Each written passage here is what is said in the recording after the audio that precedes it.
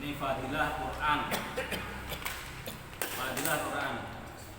Khairukum man ta'allamal Quran wa 'allamah. Sebaik-baik kamu adalah orang yang belajar Al-Quran dan mengajarkannya.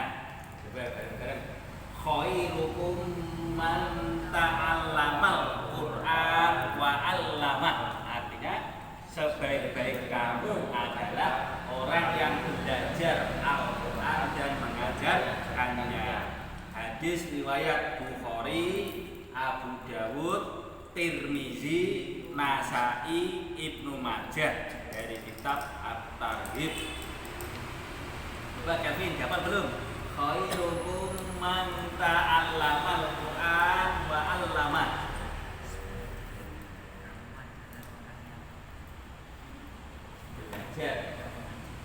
Belajar Al-Quran dan mengajarkannya. Kalau Arabnya apa belum? Khairukum man ta'allamal Quran wa 'allamah. Coba iki khairukum man ta'allamal Quran wa 'allamah. Artinya sebaik-baiknya orang adalah yang belajar Al-Quran dan mengajarkannya. Ya, siapa lagi yang hafal? Ya, Bilan.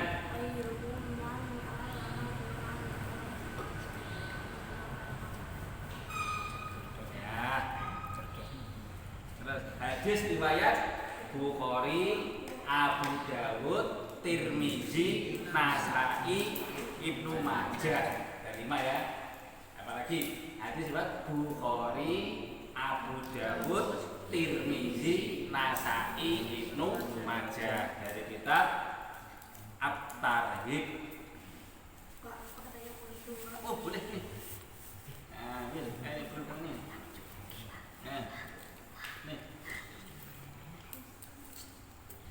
Ya Pak Haji, itu lagi nek kurang tambah lagi Pak Haji. Ya cukup kira-kira. Apa ya? Ini udah masih kita ini saya tambah. Oh ya. Kurang Berapa tambah. ini? Tambah berapa? Rasa kurang. Satu, dua, tiga. aku udah sama. Terus yang tak baca lagi ya lanjutannya. Kan bagian khidmat Pak Haji atau Pak Wawan yang mana kurang nambah lagi. Ini bisa. Ya kita tambah lagi. Nah, ini Mas Java ini. Nah, Java, udah langsung gabung aja sini Mas Java. Yang tidak dapat minum apa ya nanti ngambil minum biasa ya. Ini. Ini kan Mas.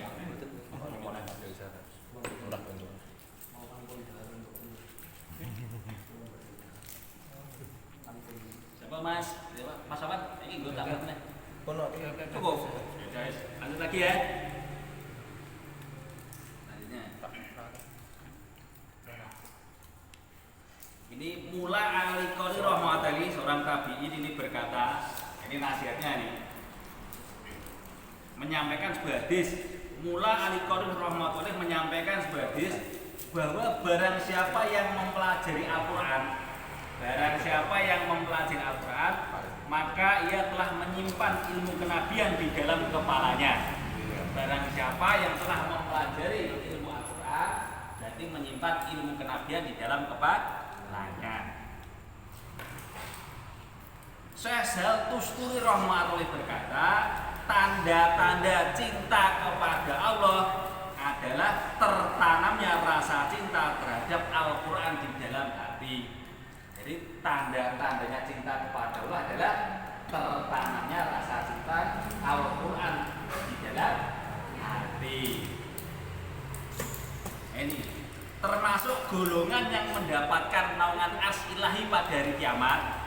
Ini diterangkan dalam kitab Syarah Al-Iyas. Orang yang mengajarkan Al-Quran kepada anak-anak, orang yang mengajarkan Al-Quran kepada anak-anak, dan orang yang mempelajari Al-Quran ketika kanak-kanak dan selalu membacanya hingga masa tuanya. Jadi yang belajar Al-Quran sampai tua dibaca terus, nanti pada hari kiamat termasuk mendapatkan naungan ars. Jadi tidak kepanasan di sana.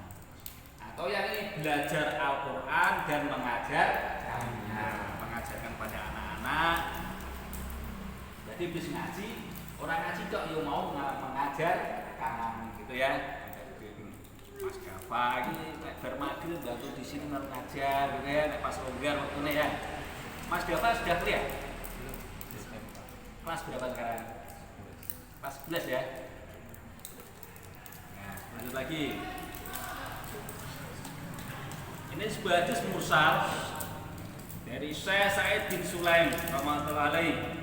Baginda Rasulullah SAW bersabda, barang siapa yang telah mempelajari Al-Quran,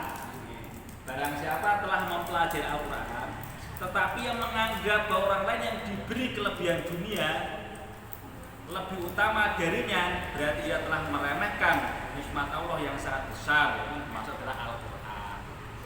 Jadi misalnya si Fulan dikasih mobil misalnya, si B dikasih hafal Quran, tapi yang hafal Quran merasa wah yang dapat mobil lebih beruntung daripada dunia yang hafal Quran, maka dianggap meremehkan Al-Quran.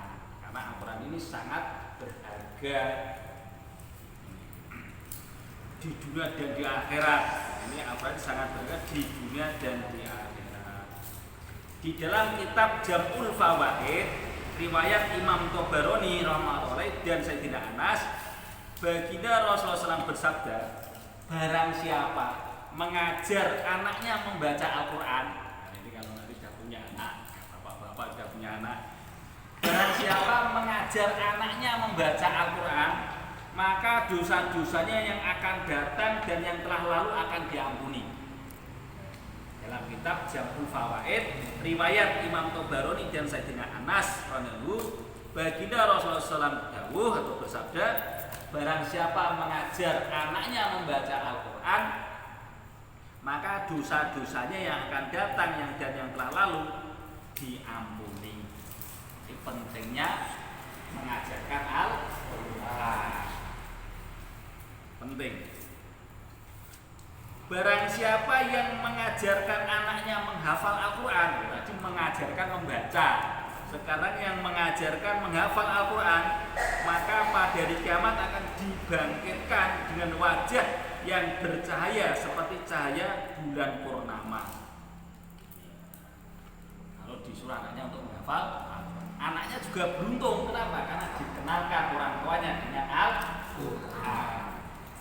Beruntung, Mbak. Anak itu beruntung kalau orang tuanya mengenalkan Al-Quran, sehingga berada jalan yang benar. Masih ada lanjutannya ini. Dikatakan kepada anaknya, mulailah membaca Al-Quran. Ketika anaknya mulai membaca satu ayat Al-Quran, ayahnya dinaikkan 1 derajat hingga terus bertambah tinggi sampai selesai bacaannya. Setiap satu ayat 1 derajat, satu ayat 1 derajat. Demikianlah keutamaan bagi orang tua yang mengajar anaknya membaca Al-Quran. Nah, dulu. Monggo, Pak Haji, mau nambahin. Nah, monggo ini Pak Haji. Bentar lagi ya, nanti 8:30 selesai ya. Bismillahirrahmanirrahim. Minum dulu boleh, saya tak ngopi spesial. Mas. Budak. Edam budak.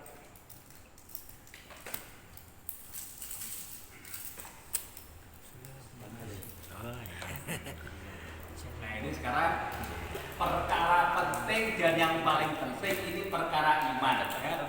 Jadi agama yang diridhoi Allah adalah agama Islam. Ini kan sekarang ini akhir zaman. Akhir zaman kan banyak sekarang ini agama dan hal biasa, pindah-pindah agama dan hal yang biasa. Sesuk jadi Islam, sesuk pindah jajalah jadi Kristen, sesuk jajalah jadi Katolik.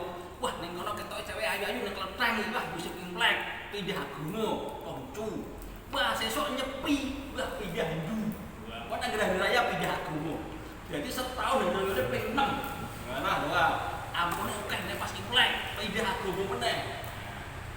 Nah, nek Indonesia sah-sah saja menurut negara boleh kan gitu. Tapi harus kita pahami bahwa yang paling benar agama Islam. Iman ini penting.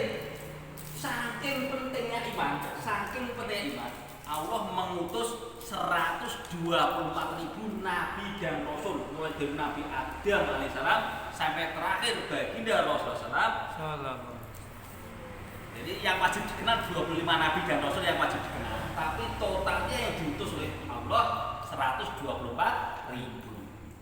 Itu tujuannya cuma satu, yaitu mengajak manusia beriman kepada Allah dan menyembah hanya kepada Allah. Walaupun semua nabi, semua rasul punya mukjizat yang berbeda-beda. Ada nabi yang pandai membuat baju besi seperti Nabi Daud alaihissalam. Bukan berarti umatnya harus pandai buat baju besi, bukan. Ada nabi yang pandai berdagang seperti baginda Rasulullah. Bukan berarti umatnya harus berprofesi sebagai pedagang. Tapi semua nabi punya tujuan yang sama, yaitu mengenalkan manusia untuk menyembah hanya kepada Allah. Nah, ini perlu dipahami betul. Sudah menjadi ketetapan Allah, sudah menjadi keputusan Allah. Siapa saja orangnya, baik raja-raja maupun rakyat biasa, baik berpendidikan maupun tidak, manakala dia ini beriman kepada Allah dan Rasulnya, maka dia adalah contoh orang yang sukses dunia dan akhirat. Contohnya siapa? Para sahabat Nabi. Sayyidina Bilal radhiyallahu anhu, seorang budak hamba sahaya, tapi beriman kepada Allah dan Rasulnya, contoh orang sukses dunia akhirat. Abu Jahal, tokoh masyarakat di Quraisy, tapi kok tidak beriman dengan Allah dan Rasulnya, contoh orang celaka. Abu Jahal, Abu Lahab, contoh orang yang celaka. Sayyidina Abdurrahman bin Auf, Abu Bakar As-Siddiq, Umar bin Khattab, ini tokoh masyarakat, orang kaya, tapi beriman kepada Allah dan Rasulnya, ya sukses. Contoh orang sukses dunia dan akhirat. Sebaliknya orang-orang yang menentang Allah dan Rasulnya, walaupun raja-raja seperti Qarun, Fir'aun, Namrud, ini contoh orang yang gagal, celaka dunia dan akhirat. Jadi perlu dipahami, namanya sukses di saat kita bisa mentaati Allah. Jadi Nabi Rasul diutus ke muka bumi bukan orang miskin jadi kaya, biar yang sakit jadi sehat semua, tidak seperti itu. Bagaimana orang miskin taat kepada Allah, beriman kepada Allah, bagaimana orang kaya taat kepada Allah, beriman kepada Allah. Di saat diuji kaya taat kepada Allah, namanya sukses di dalam ujian kekayaan. Jadikan pejabat taat kepada Allah, namanya sukses dalam ujian jabatan. Di saat diuji miskin tetap taat kepada Allah, namanya sukses dalam ujian kemiskinan. Di saat sakit tetap taat kepada Allah, maka dia sukses di saat diuji sakit. Ya, diuji sehat tetap taat, diuji sakit tetap taat, itu namanya sukses. Jadi sukses itu bukan miskin jadi kaya, sakit jadi sembuh. Kalau tolak ukurnya sukses seperti itu, sakit jadi sembuh, maka orang rela pindah agama, yang penting jadi sehat. Kan banyak seperti itu. Nah, karena sakit tidak sembuh-sembuh, akhirnya didatangi agama lain misalnya, disembuhkan, syaratnya pindah agama. Nah, karena menganggap kesuksesan ini adalah sehat, maka dia rela pindah agama. Ada lagi, karena miskin yang dianggap sukses itu kalau jadi kaya, maka dia rela pindah agama demi dikasih kekayaan. Nah, maka perlu dipahami, namanya sukses di saat kita mentaati Allah. Dan perlu dipahami lagi bahwa yang perlu kita pahami yang keduanya adalah kita ini sukses manakala ditolong oleh Allah. Nah, misalnya begini, kalau kita punya keyakinan, kalau saya deket Pak Lurah, masalah saya beres. Kalau saya kenal Pak Bupati, masalah beres. Kalau saya kenal Gubernur, masalah beres. Ini keyakinan yang perlu diluruskan. Ya. Jadi Allah itu Maha Adil. Yang tidak kenal Bupati, tidak kenal Presiden, tidak apa-apa. Yang benar kenal Allah, Allah akan tolong. Gitu maksudnya. Ya. Jadi keyakinan diluruskan apa? Selama saya ditolong oleh Allah, masalah beres. Walaupun seluruh pejabat tidak mendukung saya, seluruh masyarakat tidak mendukung saya, Tetapi selama Allah tolong saya, maka masalah beres. Nah, jadi yang perlu diyakini adalah kita dekat pada Allah. Lihat syaratnya gimana? Yaitu dengan menjalankan perintah Allah. Tolong ukurnya itu sholat. Nah, maka sholatnya 5 waktu harus dijaga. Laki-laki jamaah di masjid. Subuh bangun, subuh. Zuhur sholat zuhur. Asar sholat asar, maghrib sholat maghrib, isya sholat isya. Koncone suruh makan dijak. Kok rasanya abot? Ya memang itu iblis, setan dan bala tentaranya punya program bagaimana manusia-manusia ini tidak mau menjalankan perintah. Setannya nggak ikhlas, nggak ridho, maka mau berangkat ke masjid digondeli, mau ngaji digondeli. Iki lo HP ini lebih api, kurasa makan masjid sih. Ada tak? HP ini kalau digawa didolakannya lebih seru, game lebih seru. Sehingga setan iblis itu tidak ikhlas, tidak ridho kalau ada anak rajin ke masjid. Iblis setan tidak ridho kalau ada anak rajin ngaji itu ikhlas. Maka programnya iblis, programnya setan, bagaimana seluruh manusia masuk neraka semua tanpa kecuali, bukan gitu? Maka yang bisa mengalahkan programnya iblis ya programnya para nabi, para rasul. Bagaimana seluruh manusia diajak semua supaya taat kepada Allah, masuk surga semua. Nah, maka kalau ngaji, kalau ke masjid tidak sendirian, namanya diajak, diampiri. Itu programnya para nabi, para rasul. Nah, jadi ngajak ini teman yang belum sholat diajak yang belum ngaji diajak ngaji. Misal gini Pak, ada satu kasus gini. Ini ada 2 orang sahabatan. Yang satunya itu kayak, tapi itu 2 sahabatan ini tuh meski sering main bareng tuh dua-duanya bertolak belakang Pak. Yang pertama dia tuh sering sholatnya nggak pernah telat, terus sering ngajak. Terus ya sahabatnya diajak, tapi dia tuh bilangnya nanti.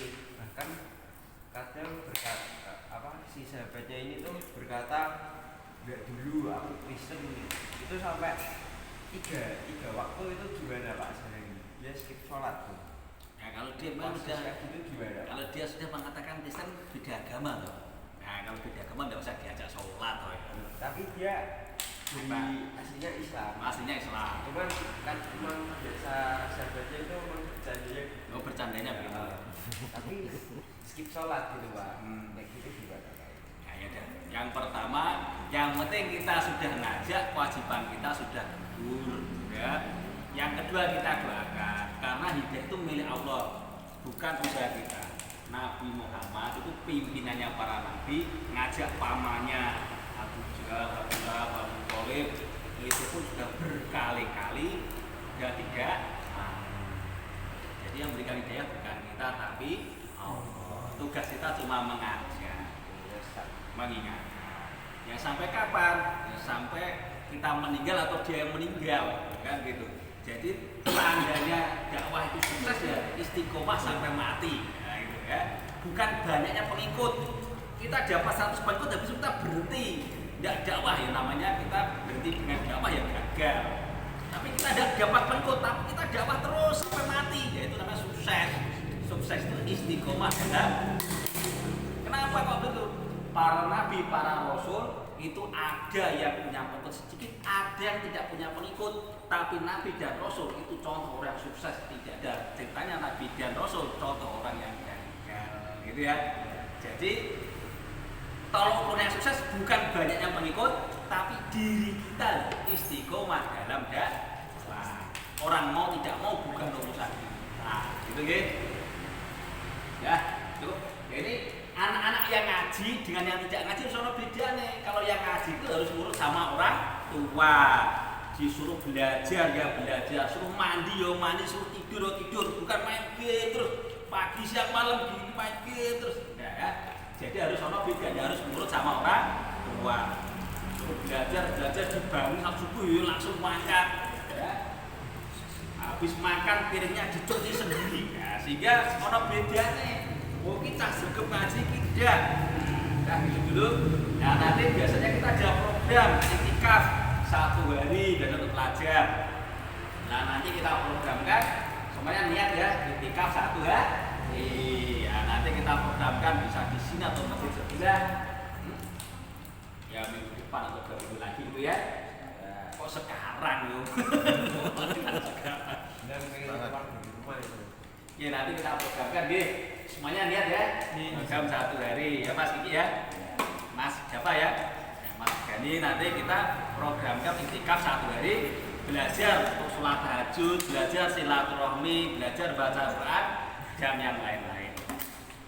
Kita tutup dengan doa kifarah majelis. Subhanallah wa bihamdihi, subhanakallahumma wa bihamdika, asyhadu an la ilaha illa anta, astaghfiruka wa atubu ilaik. Wassalamualaikum warahmatullahi wabarakatuh. Waalaikumsalam warahmatullahi wabarakatuh. Ya, Sampai dibagi satu-satu. Tangan tuh. Kayaknya mau Di luar. Di sana